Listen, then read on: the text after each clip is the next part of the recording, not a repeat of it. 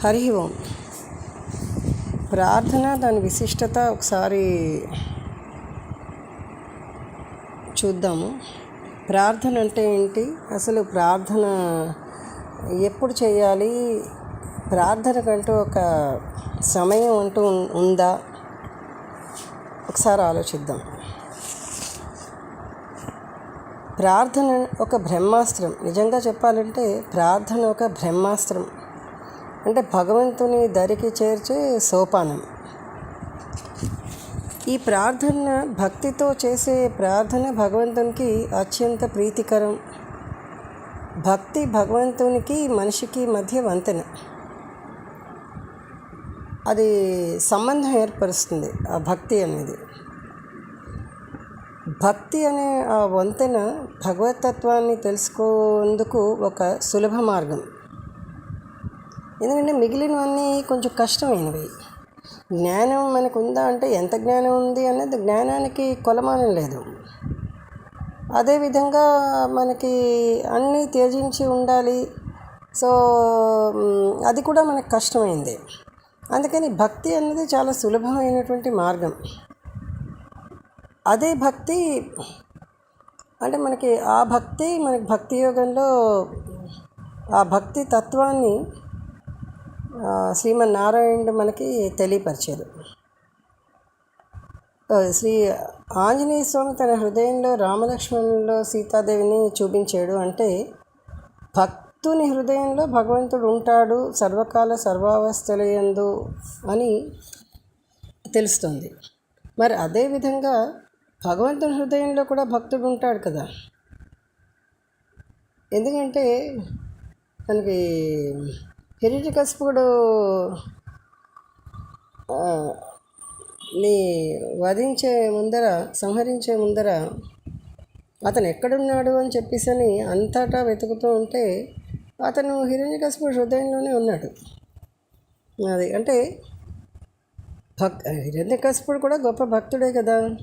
అందుకని అతను వెళ్ళి అతని హృదయంలో దాక్కున్నాడు. అందుకని అతన్ని అంటే నయాన్నో భయాన్నో లేకపోతే కోపాన్నో ద్వేషాన్నో లేకపోతే శత్రుత్వంతో మిత్రుత్వంతో అలా శ్రీహరిని తలుస్తూనే ఉన్నాడు హిరణ్యకశిపుడు. సో భక్తిలో కర్మ జ్ఞానాలు దాగి ఉన్నాయి. కర్మ విమోచనమే జ్ఞాన కౌశలం.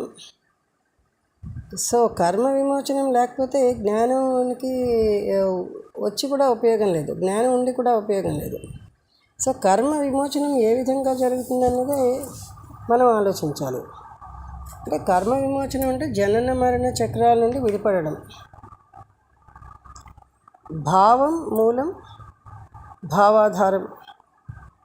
అంటే విగ్రహారాధన అవనండి, లేకపోతే మనం స్తోత్రాలు అవనండి, కూర్చుని ధ్యానం చేసుకోవడం అవనండి, ఒక బిందువు మీద కేంద్రీకృతం చేయడం అవనండి, ఇవన్నీ కూడా దాని యొక్క అంటే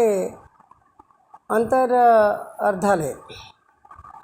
ఆరాధనలో భావం చాలా ముఖ్యమైనది. ఎందుకంటే మనం ఆరాధించాము అంటేనే మనం పూర్తిగా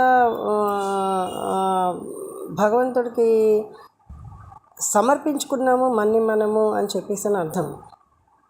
ప్రేమించడం వేరు, ఆరాధించడం వేరు. ప్రేమలో స్వార్థం ఉంటుందేమో, కానీ ఆరాధనలో మాత్రం స్వార్థం అనేదే ఉండదు. ఆరాధన అంత గొప్పది. సో ప్రేమించడం ఎవరైనా చేస్తారు, కానీ ఆరాధించడం మాత్రం అందరూ చేయలేరు. సో భావన లేని ఆరాధన, అలాగే భక్తి లేనటువంటి ఈ ప్రార్థన, ఇవన్నీ శూన్యం, నిరుపయోగం. సో భక్తి అనేది చాలా సరళమైనది, చాలా సూక్ష్మమైనది అన్నమాట. అందుకే దాన్ని భక్తి రసం అన్నారేమో. కేవలం అర్పణ భావానికే ఎక్కువ ప్రాధాన్యత ఇవ్వడం జరిగింది. సో ప్రహ్లాదుడు కానివ్వండి, ధ్రువుడు కానివ్వండి, హనుమంతుడు కానివ్వండి, మీరాబాయి కానివ్వండి, జానాబాయి కానివ్వండి, నందనార్ కానివ్వండి, అందరూ ఆ విధంగా భక్తిలో అంటే భక్తిలో స్నానం ఆచరించి ఆ భక్తిలోని తరించిన వారే. అంటే అంత అంతటి భక్తి పారవస్యం మనిషికి వచ్చినప్పుడు అసలు ఇంకా ఈ అంటే భగవంతుని దరికి చేరిపోయినట్లే. ఇవన్నీ ఈ భక్తికి మనకి పరిపూర్ణత ఏంటంటే పవిత్రమైన మనసు, అదే పునాది, అది భావన. ఆ భావన చాలా గొప్పది. అంటే భక్తి భావన అన్నది, అంటే భక్తికి ఇంకో పదం ఏంటంటే దాన్ని డివోషన్ అని చెప్తానంట, అదే కాన్సన్ట్రేషన్. ఈ భక్తి అనేది కేవలం భగవంతుని మీదే కాదు, మనం చేసే పని మీద భక్తి ఉండాలి, మాట్లాడే మాటల మీద భక్తి ఉండాలి.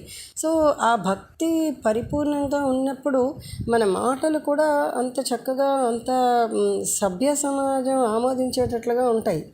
అలాగే మనం చేసే పని పరిపూర్ణతకి దారితీస్తుంది.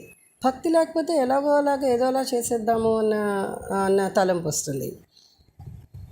సో మనకి శంకర భగవత్పాదుల వారు భజగోవిందంలో ఇదే తెలిపారు. అంటే మూఢమతే భజగోవిందం భజగోవిందం భజగోవిందం మూఢమతే.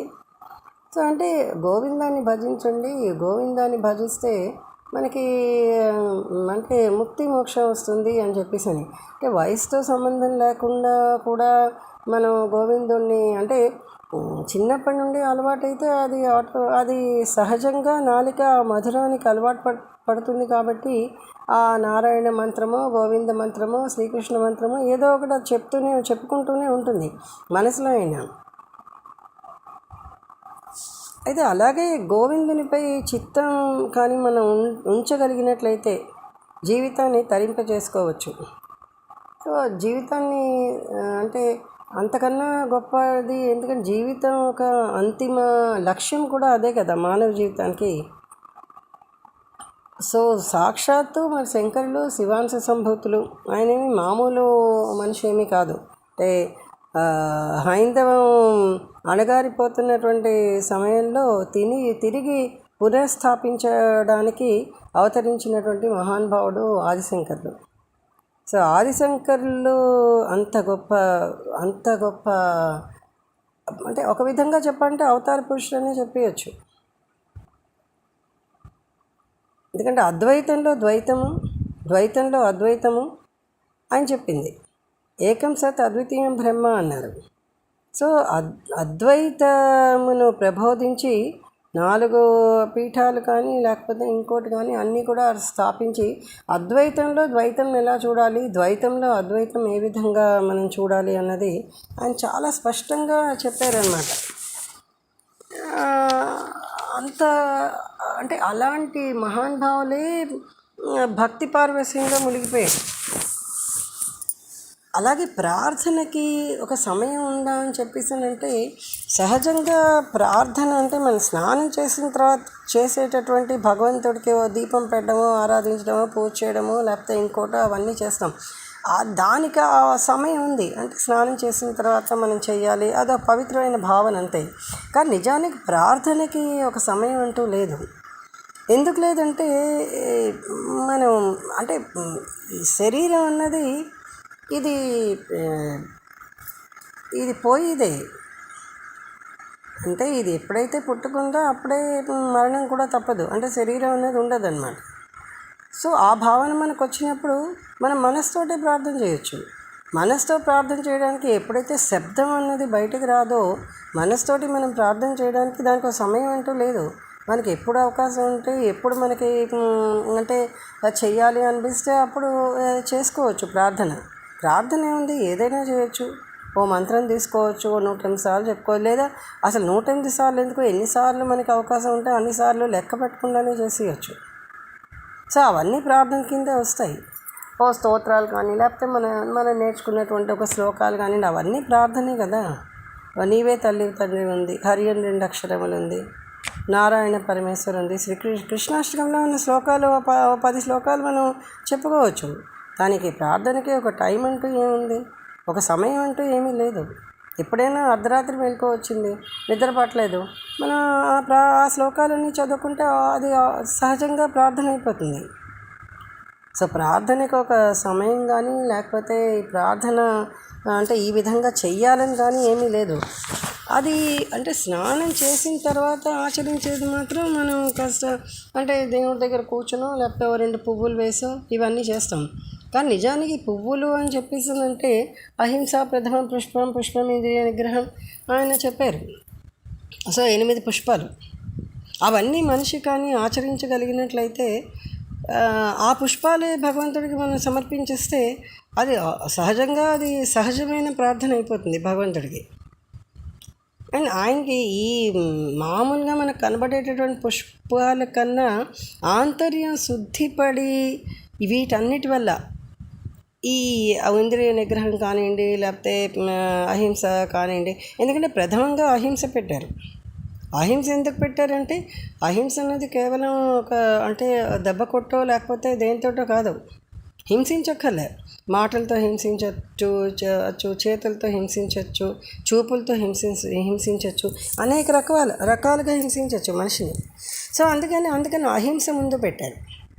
సో అవన్నీ మనం చేయకుండా సహజ మాధుర్యం మృదుత్వంతో మానవుడు ఏ విధంగా అయితే భగవంతుడు సృష్టించాడో అంత మృదువుగా మనిషి కానీ ఉండగలిగినట్లయితే మాటలతో కానీ చేతులతో కానీ లేకపోతే వాళ్ళ యొక్క హావభావాలతో కానీ సో అలా కానీ ఉండగలిగితే అవన్నీ నిజమైన ఆయనకి నచ్చినటువంటి పుష్పాలు కదా.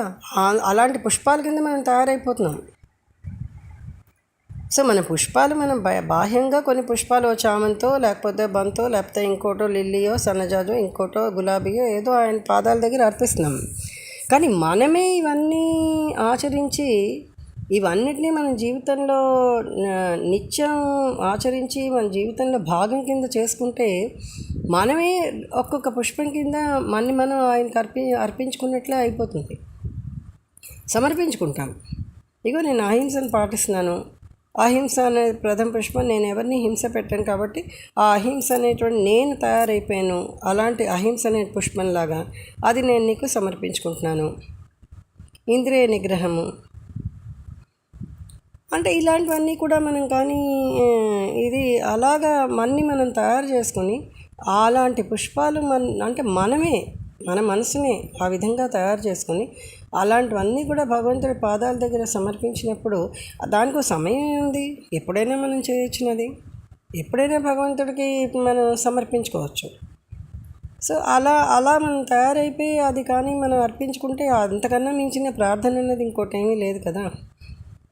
ఎందుకంటే నిర్వాణ షట్కంలో శంకరాచార్యుడు చెప్పినట్లు మనకు మరణమే లేదు, శివోహం అన్నారు. అంటే మనలో ఉన్నటువంటి ఆ అంతర్ద్రష్ట ఏదైతే ఉందో ఆ శివోహం అని చెప్పేసి అన్నప్పుడు ఆ ఆత్మకి మరణం లేదు, అది శివోహం, అదే శివుడు అని చెప్పినప్పుడు ఇంకా మనకి వేరే ఇంకొక ఆలోచన అక్కర్లేదు. సో దానికి ఏది అంటది కదా. ఇప్పుడు మనం లేచి పవిత్రంగా స్నానం చేసి బాహ్యంగా పూజ చేయాలంటే ఇవన్నీ కావాలి, కానీ అది ఎప్పుడు శుద్ధే, అది మలినం అంటుంది అది ఆత్మ. సో ఆత్మతోటి మనం పూజ చేస్తున్నాం.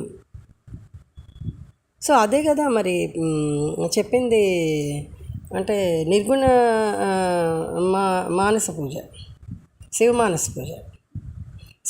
పూజ మనసులో ఎన్నిసార్లైనా చేసుకోవచ్చు, దానికి సమయం కానీ సందర్భం కానీ ఏమీ అక్కర్లేదు. సో మన ఇష్టం, ఎప్పుడు మనకు ఖాళీ ఉంటే, ఎప్పుడు అవకాశం ఉంటే ఎప్పుడు అలాగ దాన్ని తలుచుకుంటూనే ఉండొచ్చు. సో పని చేస్తూ కూడా దాన్ని తలుచుకోవచ్చు. సో అది నిజమైన ప్రార్థన. అలాంటి ప్రార్థన భగవంతుడికి మనిషికి బంధం ఏర్పరిచి అది అనుసంధానం చేస్తుంది. ఆ అనుసంధానం చేసినప్పుడు భక్తుడి హృదయంలో భగవంతుడు ఉంటాడు, భగవంతుడి హృదయంలో భక్తుడు ఉంటాడు. సో భగవంతుడు ఎప్పుడూ కూడా భక్తుడిని వదిలిపెట్టాడు. ఎందుకంటే అతనే మళ్ళీ భగవద్గీతలో చెప్పారు, సర్వధర్మాన్ పరిత్యజ మామేకం శరణం వజ అహం త్వా సర్వ పాపేభ్యో మోక్షయిష్యామి మా శుచ అని. అంటే అంత చక్కగా అతను హామీ ఇచ్చాడు, మీరు నా మీద భక్తి చూపించండి, మీరు నన్ను ప్రార్థించండి, నన్నే నమ్ముకోండి, నేను ఇంకా మిమ్మల్ని వదిలిపెట్టను, అన్నీ నేను మీకు సర్వం నేను మీకు మోక్షాన్ని ఇస్తాను అని చెప్పని. సో అందుకని ప్రార్థనకి జీవితంలో గొప్ప విశిష్టత అయితే ఉంది. అది బాహ్యంగా చేసినా ఆంతర్యంగా చేసినా శివమానస పూజ చేసినా నిర్గుణ మానస పూజ చేసినా ఏదైనా సరే అది మనం అంటే సగుణ భక్తి నిర్గుణ భక్తి రెండు రకాలుగా ఉన్నాయి కాబట్టి సగుణ భక్తి చేసినా అది గొప్పదే, నిర్గుణ భక్తి చేసినా కూడా అది గొప్పదే. ఆ ప్రార్థనకు ఆ విశిష్టత ఉంది కాబట్టి నిత్య జీవితంలో ఆ ప్రార్థన చేయడం అన్నది ముందర మనసును పవిత్రం చేస్తుంది, ఆలోచనను పవిత్రం చేస్తుంది, మన ఒక ఆచరణను పవిత్రం చేస్తుంది. అన్నీ పవిత్రమైనప్పుడు మనమే పవిత్రం అయిపోతాం. సో పవిత్రమైన మనం అయిపోయి మనం భగవంతుడికి అర్పించుకుంటాం. ఆ ప్రార్థన ఆఖరి అనమాట అది. హరి ఓం.